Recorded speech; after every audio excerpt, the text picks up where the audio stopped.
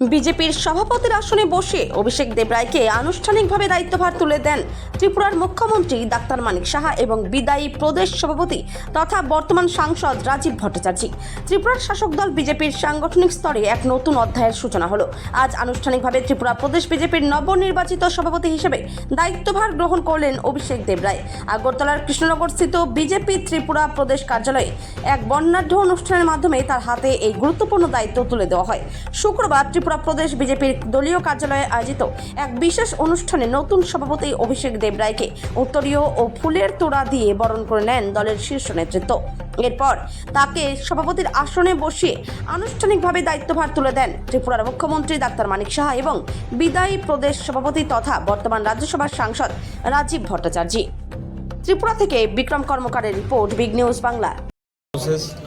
যে সভাপতি এবং আমাদের রাজ্যের মাননীয় মুখ্যমন্ত্রী আমাকে চেয়ারে বসিয়েছেন এবং দায়িত্ব দিয়েছেন সবাইকে নিয়ে চলা, সংগঠনকে আরও শক্তিশালী করা এবং তৃণমূল স্তর পর্যন্ত আমাদের পার্টির যে সিদ্ধান্তগুলো আছে সেগুলোকে নিয়ে যাওয়া, সরকার এবং সংগঠনের মধ্যে সমন্বয় সাধন করা, এটাই আগামী দিন আমার কাজ থাকবে। আর সবার সহযোগিতা চাইব, রাজ্যবাসীর সহযোগিতা চাইব যেন ভালো করে আমরা কাজ করতে পারি এবং প্রেস মিডিয়ার যারা আছেন আপনাদের কাছেও সহযোগিতা চাইব যেন ইতিবাচক দিকগুলো যেন আপনারা আমাদের দেখান বা যেগুলো পজিটিভ বার্তা যেন সমাজের মধ্যে ছড়ায় এবং আমরা যাতে আরও সুদৃঢ় শক্তিশালী হতে পারি। Sir, as a youth leader आप प्रेसिडेंट बने हैं, तो हार्डल क्या रहेगा, चैलेंज क्या है और क्या आगे पार्टी को और भी मजबूत बनाने के लिए किस तरह का प्रयास करेंगे? पार्टी का जो सिद्धांत है और जो आइडियोलॉजी है हमारा, सम्मान देने का है, सम्मान देना और सम्मान मिलना।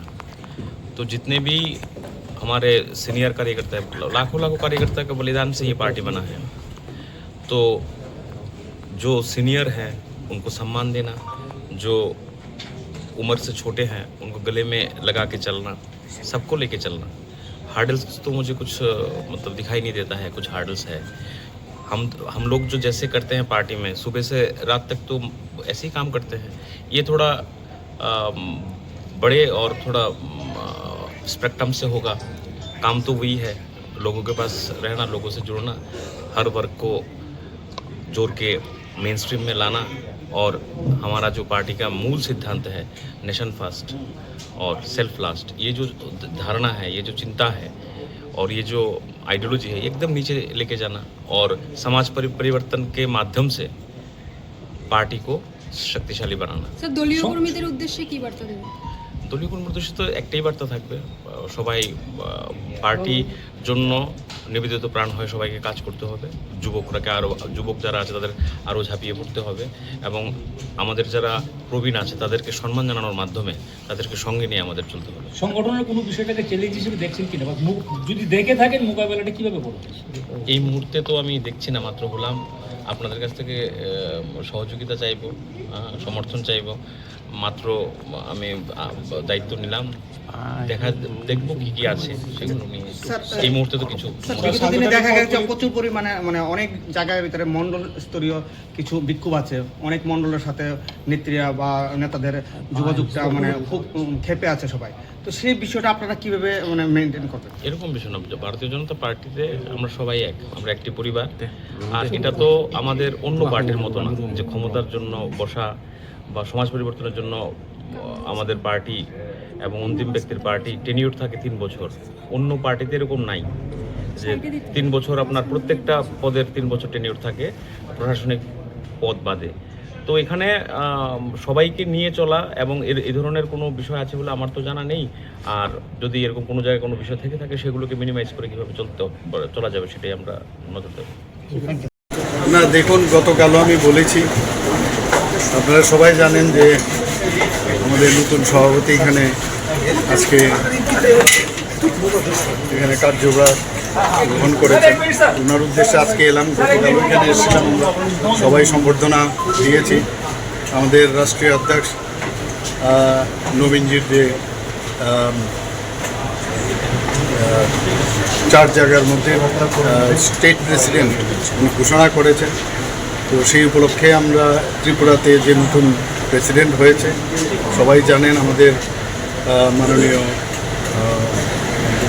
মাতাবাড়ি কেন্দ্রের বিধায়ক ওনাকে এখানে প্রেসিডেন্ট হিসাবে ঘোষণা দিয়েছেন। তো গতকালও আমরা এসেছিলাম এখানে, আপনারাও ছিলেন। তো আজকে এখানে উনি অনেক কার্যভার গ্রহণ করেছেন। আমি আশা করি ত্রিপুরার যে ভারতীয় জনতা পার্টির যে সংগঠন অনেক বেশি শক্তিশালী হবে। রাজীববাবুও আগেও ছিলেন, খুব ভালো কাজ করেছেন, এর আগে আমিও ছিলাম। তো ভারতীয় জনতা পার্টির এই ধরনের কিন্তু একটা পরম্পরা, একটা নির্দিষ্ট সময়ের পরে নতুন আরেকজন আসে। তো সেটা আমাদের আজকেও আমরা সেটা দেখতে পাচ্ছি। তো নতুন করে আবার নতুন কমিটি হবে এবং বিভিন্ন জায়গায় যারা মোর্চারা আছেন সেখানেও কমিটি হবে। তো আবার একটা নতুন উদ্দীপনা নিয়ে আবার ইলেকশনও আছে আমাদের সামনে, আগামী দিনে 2028 ইলেকশন আছে, সেটাকে সামনে রেখে এটা নতুনভাবে একটা কাজ আমাদের ভারতীয় জনতা পার্টির সংগঠনকে আরও মজবুত হবে সে আশা আমি করছি। আর বিশেষ করে আমাদের যিনি নতুন ত্রিপুরা প্রদেশের সভাপতি হয়েছেন অভিষেক দেব রায়, অত্যন্ত মানে ওনার যে পাস্ট লাইফ আমরা যদি দেখি, বুথ প্রেসিডেন্ট থেকে উনি কাকরাবনের বুথ প্রেসিডেন্ট ছিলেন, সেখান থেকে আজকে ডিস্ট্রিক্ট প্রেসিডেন্ট হয়েছেন, তারপর আজকে স্টেট প্রেসিডেন্ট হয়েছেন। তো ভারতীয় জনতা পার্টি বুথ থেকে কোথায় চলে আসে এটাও কিন্তু আজকে আমরা দেখতে পাচ্ছি এবং ওনার নেতৃত্বে আমাদের ভারতীয় জনতা পার্টি চলবে এবং শক্তিশালী অনেক বেশি হবে।